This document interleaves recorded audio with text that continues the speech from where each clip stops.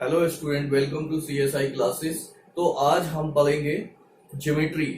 Geometry में पहला part मैंने अपलोड कर दिया था, जिसके अंदर मैंने आपको कर्व पढ़ाया था, लाइन के बारे में पढ़ाया था, एंगल्स के बारे में पढ़ाया था। आज मैं दूसरा पार्ट डिस्कस करूंगा, जिसमें कि मैं आपको ट्राइंगल्स के बारे में पढ़ाऊंगा, क्वाड्रिलेटरल के बारे में पढ़ाऊंगा एंड सर्कल के बारे में पढ़ाऊंगा।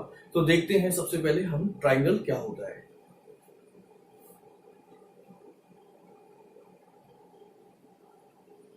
ट्राइंगल ट्राइंगल क्या है? एक क्लोज फिगर होता है जो कि तीन इंटरसेक्टिंग लाइनों से मिलके बनता है, जिसको हम बोलते हैं ट्राइंगल। मानना कि ये ए बी सी ये एक ट्राइंगल है। तो ये जो ट्राइंगल है, इसके इंटरनल जो तीन एंगल होते हैं, इसको मान लो अल्फा, बीटा, गामा। तो ये जो तीन एंगल हैं, इन तीनों एंगल का जो सम होता है, जिसको हम एंगल सम प्रॉपर्टी कहते हैं, alpha plus beta plus gamma equal to 180 degree होता है। तो कोई भी ट्राइंगल है, उस ट्राइंगल के तीनों जो अंदर इंटरनल एंगल है, जो तीन एंगल होते हैं उसके, उनका सम कितना होता है? 180 डिग्री होता है। अब ट्राइंगल में हमारे पास तीन टाइप के ट्राइंगल होते हैं। कौन कौन से ट्राइंगल होते हैं? पहला ट्राइंगल होता है तुम्हारा आइसोसेल्स ट्राइंगल हो गया, इक्विलेटरल ट्राइंगल हो गया एंड स्केलेन ट्राइंगल हो गया। तो पहले हम देखते हैं आइसोसेल्स ट्राइंगल क्या होता है। तो फर्स्ट हमारा जो है आइसोसेल्स देखते हैं। आइसोसेल्स ट्राइंगल को मैं इस तरीके से बना देता हूं। आइसोसेल्स ट्राइंगल की जो प्रॉपर्टी होती है, उसकी प्रॉपर्टी ये होती है कि ये माना कि हमारा P, इसको हम P मान लेते हैं, इसको हम Q मान लेते हैं, इसको हम R मान लेते हैं। तो इसका मतलब ये है कि अगर ये आइसोसेल्स ट्राइंगल है, तो इसकी कोई दो साइडें और उन साइडों के करस्पॉन्डिंग जो एंगल है वो इक्वल होंगे। जैसे कि माना कि ये वाली साइड और ये वाली साइड इक्वल है, इस तरीके से P Q equal to P R है। तो इसके अपोजिट एंगल ये वाला एंगल और इसके अपोजिट ये वाला एंगल, ये दोनों एंगल भी इक्वल होंगे। इस तरीके से हम लिख सकते हैं angle Q equal to angle R, angle Q equal to angle R. ये हमारा आइसोसेल ट्राइंगल होता है। इसमें क्या होता है? दो साइडें हमारी इक्वल होती हैं और दो उनके अपोजिट एंगल भी इक्वल होते हैं, उन साइडों के अपोजिट एंगल जो होते हैं। इसके बाद हमारा देखते हैं कि इक्विलेटरल ट्राइंगल। इक्विलेटरल ट्राइंगल क्या होता है? सेकंड है हमारा इक्विलेटरल ट्राइंगल। इक्विलेटरल ट्राइंगल जो होता है, उसकी तीनों साइडें बराबर होती हैं। जिस ट्राइंगल की तीनों साइडें बराबर होती हैं, उस ट्राइंगल के तीनों एंगल भी बराबर होते हैं। इसको हम ए बी सी अगर ट्राइंगल मान लें, तो इसकी तीनों साइडें इस तरीके से बराबर होंगी, ए बी बराबर बी सी और बराबर ए सी। और इसके तीनों एंगल भी इक्वल होंगे, और ये एंगल जो होंगे हमारे, angle A, angle B, angle C, और ये 60 डिग्री के इक्वल होंगे, क्योंकि जब तीनों एंगल बराबर होंगे तो तीनों एंगल 60 डिग्री के होंगे। अब हमारा आता है थर्ड टाइप का ट्राइंगल, जिसको हम बोलते हैं स्केलेन ट्राइंगल। स्केलेन ट्राइंगल इस टाइप का ट्राइंगल होता है, उसकी कोई भी साइड इक्वल नहीं होती और कोई भी एंगल उसका इक्वल नहीं होता। माना कि ये पी क्यू आर एक ट्राइंगल है, तो इसकी ना तो कोई भी साइड इक्वल होगी और ना ही कोई भी एंगल इक्वल होगा। तो ये हमारे जो है टाइप्स ऑफ एंगल थे। तो इन पे क्वेश्चंस पूछे जाते हैं। कोई एक एंगल आपको दे दिया जाएगा, पूछा जाएगा कि ये आइसोसेल्स ट्राइंगल है, तो आप बताएंगे। अगर हम आपको एक एंगल हमने 70 डिग्री दे दिया, जो कि पीक्यू साइड के अपोजिट है, और पीक्यू जो है क्यूआर के इक्वल है, तो आप मुझे ये बताएं कि उसके दोनों बाकी के दो एंगल क्या होंगे। इस तरीके से आपसे क्वेश्चंस डिस्कस किए जाएंगे। ठीक है।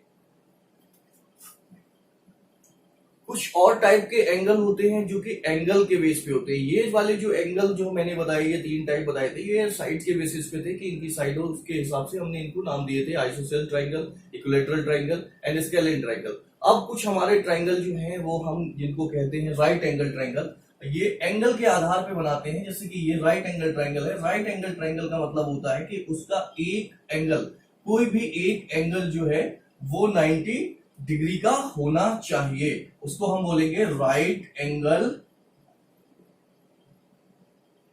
Right angle triangle, right angle triangle. इसके बाद हमारा आता है acute angle triangle. Acute angle triangle का मतलब होता है कि जो ट्राइंगल बन रहा है उसके तीनों ही जो एंगल हैं, जो तीनों ही इंटरनल एंगल हैं वो 90 डिग्री से कम होने चाहिए, उसको हम बोलते हैं एक्यूट एंगल ट्राइंगल। और एक आता है obtuse angle triangle. Obtuse angle triangle का मतलब होता है कि कोई भी एक एंगल जो है वो हमारा 90 डिग्री से बड़ा होना चाहिए, उसको हम बोलते हैं ऑब्ट्यूज एंगल ट्राइंगल।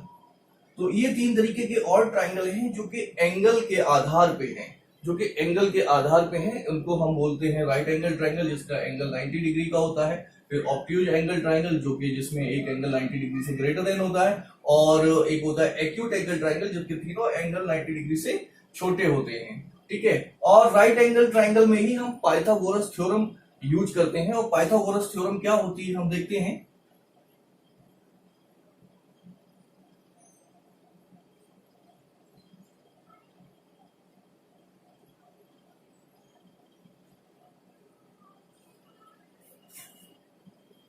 तो पाइथागोरस थ्योरम, तो पाइथागोरस थ्योरम माना कि जैसे कि एक एंगल है ए बी, ट्राइंगल है ए बी सी, तो हमने इसको हाइट मान लिया, इसको हमने बेस मान लिया, इसको हाइट मानेंगे तो इसको हाइपोटेनस हमें कहना है तो इसको हम परपेंडिकुलर मान लेते हैं, पी मान लेते हैं, इसको हाइपोटेनस मान लेते हैं। तो हमारा जो पाइथागोरस थ्योरम वो ये क्या कहती है, क्या प्रॉपर्टी है पाइथागोरस थ्योरम की, कहती है हाइपोटेनस का स्क्वायर बराबर परपेंडिकुलर का स्क्वायर प्लस बेस का स्क्वायर। तो ये हमारा पाइथागोरस थ्योरम है, और पाइथागोरस थ्योरम बहुत जगह यूज होती है, लेकिन उसमें कंडीशन ये है कि जो एंगल है वो राइट एंगल ट्राइंगल होना चाहिए, तभी हम वहां पर पाइथागोरस थ्योरम को यूज कर सकते हैं।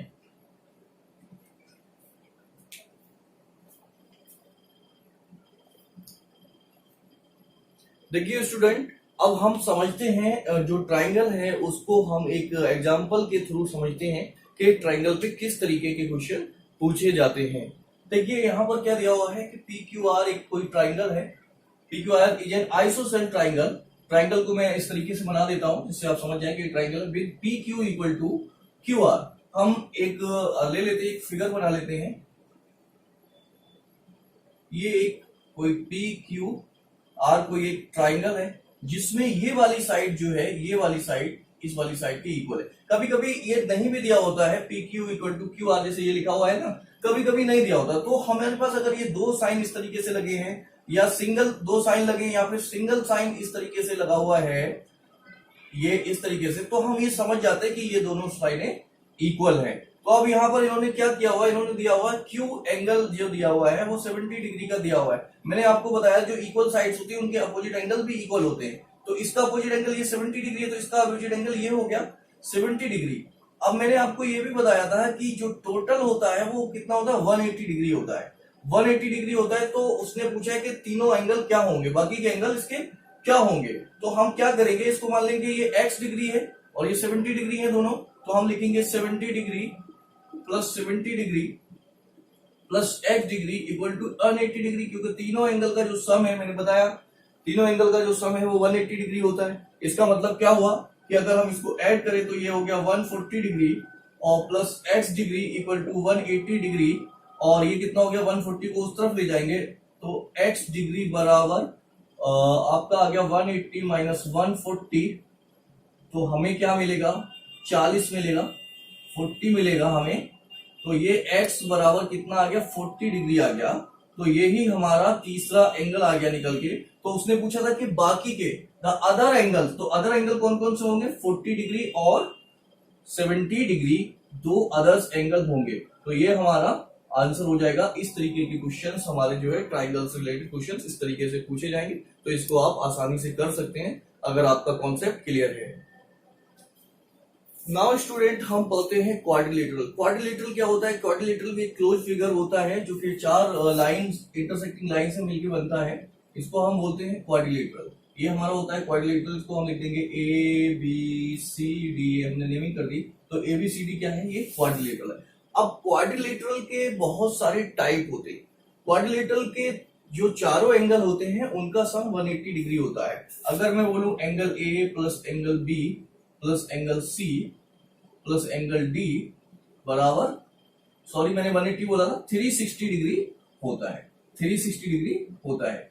ठीक है, ये क्वाड्रिलेटरल के चारों एंगल का सम होता है। अब क्वाड्रिलेटरल में हमारे पास बहुत तरीके के क्वाड्रिलेटरल होते हैं, जैसे पैरेललोग्राम होता है, और पैरेललोग्राम में फिर स्पेशल टाइप के पैरेललोग्राम्स होते हैं, और हमारा इसके अलावा जो है वो ट्रेपीजियम होता है।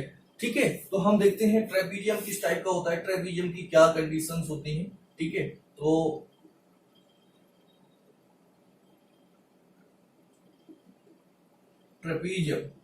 ट्रेपीजियम जो है वो लाइक इस टाइप का बना होता है, और इसमें ये होता है कि ये ए बी सी डी अगर कोई एक ट्रेपीजियम है तो इसकी साइड, कोई दो अपोजिट साइड्स जो है वो पैरेलल होती हैं। तो ये वाली जो साइड्स हैं वो यहाँ पर हम इसको नहीं लगाएंगे, ये वाली जो साइड्स हैं ये पैरेलल हैं, तो हम लिख सकते हैं A B parallel C D, और ये दो अनपैरेलल साइड्स होती हैं। और कभी कभी हमारा जो ट्रेपीजियम है वो इस तरीके से भी बन सकता है कि यहाँ पर कोई यहाँ पर ये इस तरीके की साइड ना दी हो, यहाँ पर कोई एक राइट एंगल दे दिया गया हो, तो राइट एंगल मतलब एक परपेंडिकुलर यहाँ पर पड़ा हो, तो इसको भी हम ट्रेपीजियम बोलते हैं। तो ये तो हो गया हमारा ट्रेपीजियम। ट्रेपीजियम का जो है दो साइड्स अपोजिट साइड, दो अपोजिट साइड जो है वो पैरेलल होती है, ये ट्रेपीजियम की हमारी प्रॉपर्टी है। इसके बाद आते हैं पैरेललोग्राम। तो स्टूडेंट अब हम देखते हैं पैरेललोग्राम। पैरेललोग्राम क्या होता है, जैसे कि ये कोई हमारा पी क्यू आर एस एक पैरेललोग्राम है, और पैरेललोग्राम में हमारी क्या प्रॉपर्टी होती है वो हम देखेंगे। जैसे कि ये पी और क्यू साइड है और ये एस और आर साइड है, तो जो अपोजिट साइड्स होती है वो इक्वल होती है, मतलब पी क्यू बराबर एस आर होगा और एस पी बराबर आर क्यू होगा। एक तो ये कंडीशन होती है हमारा।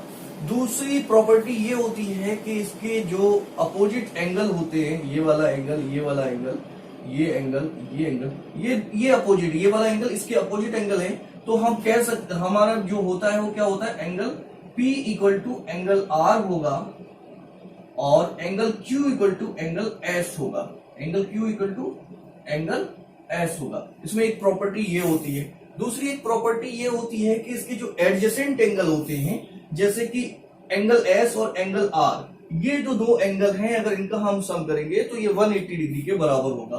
तो हम लिखते हैं angle S plus angle R बराबर 180 डिग्री, ये होगा, ये एडजेसेंट एंगल हो गए। और दूसरा है कि इसके जो डायगोनल्स हैं, ये डायगोनल्स हैं PR एंड SQ, ये डायगोनल हैं, दो डायगोनल, और ये डायगोनल जो है बाइसेक्ट करते हैं ईच अदर, एक दूसरे को बाइसेक्ट करते हैं। और यहां पर माना कि मैंने अगर O पे इन्होंने बाइसेक्ट किया तो इसकी जो कंडीशन होगी वो क्या होगी, OS बराबर OQ होगा एंड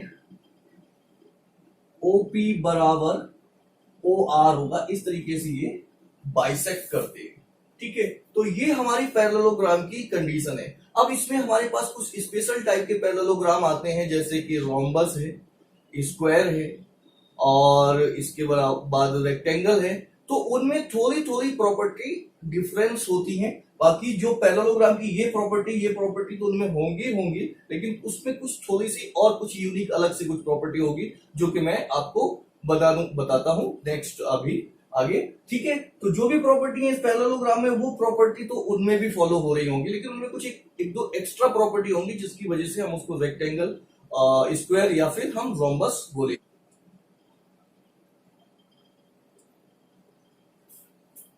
रोम्बस क्या होता है देखते हैं अब हम। रोम्बस कुछ काइट के तरीके से, इस तरीके से बना होता है, ये एक रोम्बस बन गया। अब रोम्बस की जो प्रॉपर्टी है, रोम्बस की जो चारों साइडें हैं A B C D, ये चार साइड है A B B C C D और AD, ये चारों साइडें जो हैं वो इक्वल होती हैं रोम्बस में। A B बराबर B C बराबर CD बराबर DA, ये चारों साइडें इक्वल होती हैं। और जो प्रॉपर्टी इसमें लगती है वो ये है कि ये तो मैं पहले भी बता चुका हूं, पैरेललोग्राम में अपोजिट एंगल जो है वो हमारे इक्वल होते हैं, ये तो मैंने पहले भी बताया है। ये प्रॉपर्टी यहां भी फॉलो होगी। इसके बाद एक प्रॉपर्टी आती है ये कि इसके जो डायगोनल हैं वो बाइसेक्ट तो करते हैं ईच अदर, लेकिन वो जहां पर बाइसेक्ट करते हैं वहां से दोनों डायगोनल के बीच में 90 डिग्री का एंगल बनता है। ठीक है, तो यहां क्या होता है, डायगोनल्स बाइसेक्ट तो करते ही हैं जो कि हर पैरेललोग्राम में करेंगे, बट यहां पर क्या है, मेकिंग एंगल 90 डिग्री, 90 डिग्री का एंगल बनाते हैं। ये 90 डिग्री का एंगल बनाते हैं और बाकी सारी वही पैरेललोग्राम की प्रॉपर्टी यहां पर फॉलो होती है। तो इसमें दो डिफरेंट प्रॉपर्टी फॉलो हो रही है। एक प्रॉपर्टी ये फॉलो हो रही है कि हमारा जो है ये चारों साइडें इक्वल हैं इसमें, और जो एंगल बन रहा है वो कितना बन रहा है यहाँ पर डायगोनल के बीच में 90 डिग्री। तो ये डिफरेंस है। अब इसके बाद हम देखते हैं स्क्वायर। स्क्वायर की थोड़ा सा और डिफरेंट प्रॉपर्टी है। स्क्वायर में क्या होता है कि स्क्वायर की चारों साइडें तो बराबर होती ही हैं, ए बी सी डी, तो स्क्वायर की भी चारों साइडें बराबर होंगी। इसी तरीके से ए बी बराबर सी डी, ए बी बराबर बी सी बराबर सी डी और बराबर ए डी या डी ए। ठीक है, इसके अलावा इसके जो एंगल्स होते हैं, जो चारों एंगल होते हैं, ये भी इक्वल होते हैं, यानी कि हम कह सकते हैं ईच एंगल 90 डिग्री। ठीक है, ए एंगल ए बराबर एंगल बी बराबर एंगल सी बराबर एंगल डी, और हम कह सकते हैं कि सारों एंगल 90 डिग्री के बराबर होते हैं। इसमें क्या होता है, इसके डायगोनल बाइसेक्ट तो करते ही हैं ईच अदर, बाइसेक्ट तो करते ही हैं ईच अदर 90 डिग्री पे, और इसके डायगोनल्स भी इक्वल होते हैं। डायगोनल्स इसके क्या होते हैं, इक्वल होते हैं। Diagonals are equal, diagonal equal होते हैं एंड एंगल 90 डिग्री का बनाते हैं विद दोनों मिलके, मेकिंग एंगल 90 डिग्री। ठीक है, डायगोनल इक्वल होते हैं, 90 डिग्री का एंगल बनाते हैं, बाइसेक्ट ईच अदर, दोनों को बाइसेक्ट करते हैं और बाइसेक्ट करते हैं, बाइसेक्ट के साथ साथ जहां पर ये बाइसेक्ट करते हैं तो ये सब भी बराबर होते हैं। अगर ओ पे इन्होंने किया बाइसेक्ट तो ओ ए बराबर ओ सी बराबर ओ बी बराबर ओ डी, ये भी इस तरीके से बराबर होंगे। ठीक है, डायगोनल भी बराबर होते हैं, हम लिख सकते हैं इसको ए सी बराबर बी डी। तो ये हमारी जो प्रॉपर्टी है वो हमारे स्क्वायर की प्रॉपर्टी है। यहाँ पर मैंने लिखा नहीं है, स्क्वायर लिख देता हूं, ये स्क्वायर है। ठीक है, स्क्वायर के बाद आता है रेक्टेंगल। तो रेक्टेंगल की क्या प्रॉपर्टी होती है, रेक्टेंगल की ऑलमोस्ट स्क्वायर जैसी ही प्रॉपर्टी होती है, बस थोड़ा सा डिफरेंस होता है यहाँ पर कि जो इसकी जो साइड्स होती हैं रेक्टेंगल की वो आमने सामने की अपोजिट साइड्स इक्वल होती हैं। इसके भी डायगोनल इक्वल होते हैं। ठीक है, इसके डायगोनल इक्वल होते हैं और सारे एंगल जो है वो 90 डिग्री के होते हैं। यहां पर रेक्टेंगल की जो प्रॉपर्टी है वो क्या है, अपोजिट साइड्स आर इक्वल,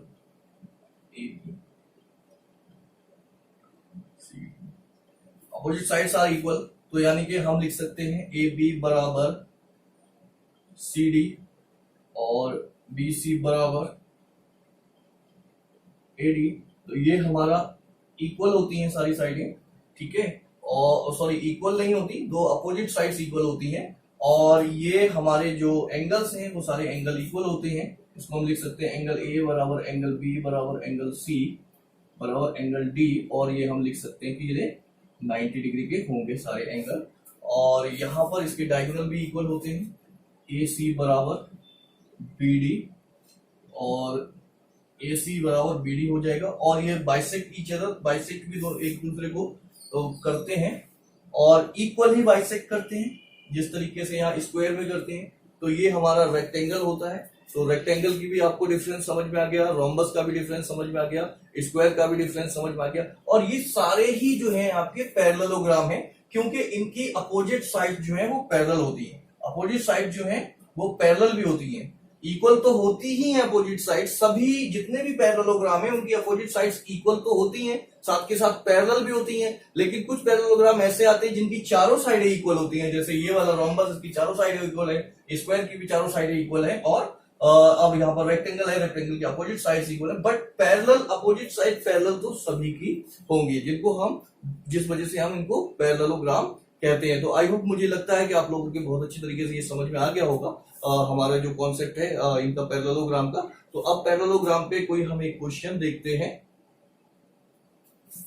तो देखिए स्टूडेंट, एक हमारा ये क्वेश्चन है, इसको हम देखते हैं क्या कह रहा है कि एबीसीडी ये जो पैरेललोग्राम, ये पैरेललोग्राम लिखा है in which angle A 70 degree, find the other angles. तो यहाँ पर क्या हो रहा है, एक पैरेललोग्राम बना लेते हैं हम एबीसीडी, ठीक है।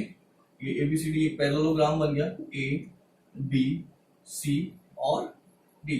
मैंने आपको बताया था कि जो पैरेललोग्राम होता है उसके अपोजिट एंगल्स इक्वल होते हैं। तो ये वाला एंगल हमारा 70 डिग्री का है, तो इसका अपोजिट एंगल भी 70 डिग्री का हो जाएगा, तो ये 70 डिग्री हो गया। और मैंने एक और आपको प्रॉपर्टी बताई थी कि जो भी ट्राइंगल हमारा, जो भी ये होता है पैरेललोग्राम होता है, इसके एडजेसेंट एंगल जो है वो 180 डिग्री के होते हैं। तो अगर मैं ये कहूं कि angle A plus angle D equal to 180 degree, तो यहां से हम क्या निकाल सकते हैं, एंगल ए हमारे पास 70 डिग्री है प्लस एंगल डी हम निकाल सकते हैं यहां से। तो ये कितना हो जाएगा, एंगल डी बराबर हो जाएगा 180 में से अगर 70 घटा देंगे हम, तो हमारे पास आएगा 110। एंगल डी बराबर कितना हो गया, 110 डिग्री हो गया। अब एंगल डी अगर हमारा 110 डिग्री आ गया, तो इसके सामने का एंगल कितना होगा, वो भी 110 डिग्री होगा, ठीक है। तो ये भी एंगल 110 डिग्री हो गया। तो इसमें क्या पूछा था इन्होंने कि एंगल बताने थे हमें, चारों सारे एंगल बताने थे। एक तो एंगल दिया हुआ था, बाकी के 3 एंगल बताने। तो बाकी के 3 एंगल कौन से होंगे हमारे, 110 डिग्री और 70 डिग्री और 110 डिग्री। तो ये हमारे बाकी के 3 एंगल हैं। समझ में ना आया होगा तो मैं आपको एक बार और रिपीट कर देता हूं, ठीक है। दिया हुआ है एंगल 70 डिग्री का ए, उसके अपोजिट एंगल कितना हो जाएगा, वो भी 70 डिग्री हो जाएगा। फिर मैंने आपको बताया था कि जो एडजेसेंट एंगल होते हैं, ये दोनों एडजेसेंट एंगल हैं, तो क्या होगा, ये दोनों मिलके 180 डिग्री होना चाहिए। तो ए प्लस डी बराबर 180 डिग्री। अब हमें ए दिया हुआ है कितना, 70, हमने 70 रख दिया। फिर उसके बाद क्या किया हमने, इसको 70 को उस तरफ लिखे, तो हमारा डी निकल के आ गया। अब डी हमें मिल गया 110 डिग्री, तो हम क्या करेंगे, उसके सामने का जो अपोजिट एंगल बी है वो भी 110 डिग्री होगा। देखिए स्टूडेंट, ये हमारे पास एक नया एग्जांपल है जिसमें लिखा हुआ है, जो हमें दिया गया है, क्या है ये, 2 adjacent angle of a parallelogram are in the ratio. अब इन्होंने एंगल ना देके 2 एडजेसेंट एंगल का रेशियो दे दिया। अब रेशियो क्या है, find the measure of all triangle. अब यहाँ कह रहा है कि मेजर करना है हमें सारे ट्राइंगल। अब देखिए हमारे पास एक पैरेललोग्राम है, ये माना कि कोई parallelogram A B C D है, तो हमें एक ये वाला एंगल दे दिया है, माना कि 2x रेशियो है, तो हम इसको मान सकते हैं कि ये एंगल 2x है, और इसके एडजेसेंट एंगल ये है, इसको हम 3x मान सकते हैं। तो ये 3x है। अगर रेशियो दिया होता, रेशियो का ये मतलब होता है कि इसमें से कोई कॉमन नंबर हमने निकाल लिया, इन दोनों में से जो कॉमन नंबर निकाला था हमने उसको ये मान लिया कि वो कॉमन नंबर जो है वो x है, ठीक है। तो हमने ये ले लिया। अब हमें ये मालूम है कि ये जो दोनों एंगल है, इनका जो सम है वो कितना होगा, 180 डिग्री होगा। तो हम क्या करेंगे, 2x प्लस 3x बराबर 180 डिग्री लिखेंगे, क्योंकि हमें मालूम है कि जो एडजेसेंट एंगल होते हैं उनका जो सम है वो 180 डिग्री के बराबर होता है, ठीक है। तो ये 5x इक्वल टू कितना आ गया हमारा, 180 डिग्री। तो x इक्वल टू कितना आ जाएगा, हम 180 को 5 से डिवाइड कर देंगे, तो कितना आएगा, 5 तिया 15, और उसके बाद हमारा यहाँ पर बच जाएगा 3, और ये हो गया 5 छक्का 30, तो 36 डिग्री आएगा। 36 डिग्री आ गया x की वैल्यू। अब x हमारा है, ये एंगल हमारा कितना है, 2x है। तो अब 2x है, 2 इंटू x है ये, तो यानी कि 2 इंटू 36 करेंगे तो कितना हो जाएगा, 72 डिग्री हो जाएगा। और फिर ये वाला एंगल हमारा 3x है, तो 3x को 3 इंटू 36 करेंगे तो ये कितना हो जाएगा, ये हो जाएगा हमारा 108 डिग्री। 108 डिग्री कितना हो जाएगा? ये हो गया हमारा 72 डिग्री और ये हो गया 108 डिग्री। तो हमारे पास जो एंगल है उनका अब मेजर एग्जैक्ट आ गया कि हमारा कितने कितने हैं। तो ये हमारा 72 है और ये 108 है। 108। तो अब क्या होगा, इसके अपोजिट ये है तो ये भी 108 हो जाएगा और इसके अपोजिट ये है तो ये भी कितना हो जाएगा? 72 डिग्री हो जाएगा। तो जो मेजर पूछा था उसने find the measure of all angle, तो सारे एंगल का जो मेजर है वो कितना कितना आएगा? 72 डिग्री, 108 डिग्री, 72 डिग्री और 108 डिग्री। तो यही हमारा आंसर है। और इसी तरीके से जो है सीटेट या अदर टेट में क्वेश्चंस पूछे जाते हैं। क्वाड्रिलेटरल से रिलेटेड जो भी क्वेश्चन होते हैं वो इसी तरीके के क्वेश्चंस होते हैं, इजी क्वेश्चन होते हैं, वो जो कि आप बहुत ही आराम से कर सकते हैं। देखिए स्टूडेंट, अब इसमें जो हमारा लास्ट पार्ट रह गया है वो है सर्कल। तो हम देखते हैं सर्कल क्या होता है। वैसे तो सर्कल हमने मेंसुरेशन में भी पढ़ा था, लेकिन हम यहाँ भी ज्योमेट्री में भी सर्कल को देखते हैं कि सर्कल किस तरीके से क्या क्या चीजें सर्कल में होती है। ठीक है, सर्कल सर्कल क्या है कि कोई यहाँ पर पॉइंट है, उस पॉइंट से इक्वल डिस्टेंस पे अगर हम इस तरीके से जो पॉइंट को मिला दें, इक्वल डिस्टेंस के पॉइंट को मिला दें तो वो एक सर्कल बन जाता है। अब सर्कल में क्या क्या चीजें होती हैं? देखिए ये जो है यहां से यहां तक, इसको हम सेंटर बोलते हैं। सेंटर हम इसको बोलेंगे, ओ लिख देते हैं। इसको क्या बोलते हैं? सेंटर। ये हमारा सेंटर होता है। ठीक है, ये यहां से यहां तक जो है इसको हम बोलते हैं रेडियस। ये क्या है? इसको हम बोल देंगे रेडियस है। ऐसे कर देते हैं, चलो इसको यहां लिख देते हैं। ये हो गई हमारी रेडियस। रेडियस। और अगर हम इसको ऐसे लाइन एक कोई काटती हुई जा रही है सर्कल को, तो उसको हम बोलते हैं सीकेंट। ये क्या होता है? सीकेंट होता है। ठीक है, अगर कोई लाइन सिर्फ ज्वाइन कर रही है यहां से यहां तक तो इसको हम बोलते हैं कॉर्ड। ठीक है, और एक सर्कल और बना लेते हैं जिससे आपको थोड़ा और क्लियर हो जाए कि ये सर्कल बन गया। तो जो सबसे बड़ी कॉर्ड होती है सर्कल में वो होती है डायमीटर। इसको हम बोलते हैं क्या? Diameter. Diameter is the biggest chord of circle. सबसे बड़ी कॉर्ड होती है सर्कल की। अगर कोई एक लाइन ऐसे किसी एक पॉइंट पे टच करके निकल रही है सर्कल से, इसको हम बोलते हैं टेंजेंट। टेंजेंट। और टेंजेंट की एक खासियत ये है कि टेंजेंट जहां पर ये टच कर रहा है और सेंटर से इस पॉइंट को हम मिला दें तो ये 90 डिग्री का एंगल बनाता है। तो ये 90 डिग्री का यहाँ एंगल बनाएगा। अच्छा, अब जैसे कि एक सर्कल हम यहाँ पर लेते हैं और हमने यहां से कोई कॉर्ड डाल, ठीक है, और इस कॉर्ड को इक्वली डिवाइड किया हम। तो इक्वल जब हम डिवाइड करते हैं तो यहां से अगर कोई एक लाइन हम खींचे तो वो सेंटर से होके जाती है। सेंटर से होके जाती है और इस कॉर्ड को वो इक्वल, अगर कोई सेंटर से हम कोई सीधा परपेंडिकुलर पे डालें, बिल्कुल सीधा, तो ये 90 डिग्री परपेंडिकुलर है तो 90 डिग्री पे कटेगा। सेंटर से अगर कोई परपेंडिकुलर पड़ रहा है और इस साइड को, ये जो कॉर्ड है ए बी, इसको दो पार्ट में डिवाइड कर देगी। कैसे? ए सी इक्वल टू बी सी। तो इस तरीके से ये इक्वल हो जाता है हमारा। और इसको हम ये वाले इस तरीके से हम सर्कल बना लेते हैं। इसको हम सेक्टर बोलते हैं। इसको हम क्या बोलते हैं? ये जो शेडेड पार्ट है सेक्टर है। सेक्टर है, ये स्मॉल सेक्टर है, ये बिग सेक्टर है, और ये जो है ये हमारा सेगमेंट है। इसको हम स्मॉल सेगमेंट बोलेंगे, उसको बिग सेगमेंट बोलेंगे। सेगमेंट। तो यही सारी चीजें थी सर्कल में। अब हम देखते हैं कि सर्कल पे किस टाइप के क्वेश्चंस पूछे जाते हैं। देखिए स्टूडेंट, ये एक एग्जांपल दिया हुआ है जिसमें पूछा जा रहा है कि the radius of a circle is 6 centimetre and the chord and the length of the chord 6 centimeter. Find the distance of chord from the center. तो मैंने आपको सारी चीजें बताई थी कि रेडियस क्या होता है, कॉर्ड क्या होता है। चलिए एक फिगर बना लेते हैं हम इसमें। और ये हमारा फिगर हो गया, ये हमारी एक कॉर्ड है, ठीक है। माना कि ये ए बी कोई एक कॉर्ड है, ठीक है, ये हमारा सेंटर है। तो अब ये डिस्टेंस पूछी जा रही है यहाँ से यहाँ तक की कितनी होगी। तो हम इस पे एक परपेंडिकुलर डाल देते हैं, ओ सी, ठीक है। एक परपेंडिकुलर हमने यहाँ से डाल लिया। अब ये जो परपेंडिकुलर है, मैंने आपको, ये रेडियस हो गई, रेडियस भी गिवन है। मैंने आपको बताया था ये जो परपेंडिकुलर है, जो सेंटर से परपेंडिकुलर पड़ता है कॉर्ड पर, तो ये कॉर्ड को दो भागों में डिवाइड कर देता है। यानी कि अगर ये कॉर्ड पूरी 6 है तो यहाँ तक 3 हो जाएगी, और ये वाली यहाँ से यहाँ तक ये 3 होगी, और ये हमें 6 दिया हुआ। अब यहाँ पर ये राइट एंगल ट्राइंगल बन गया, ओ सी ए, एक राइट एंगल ट्राइंगल हो गया।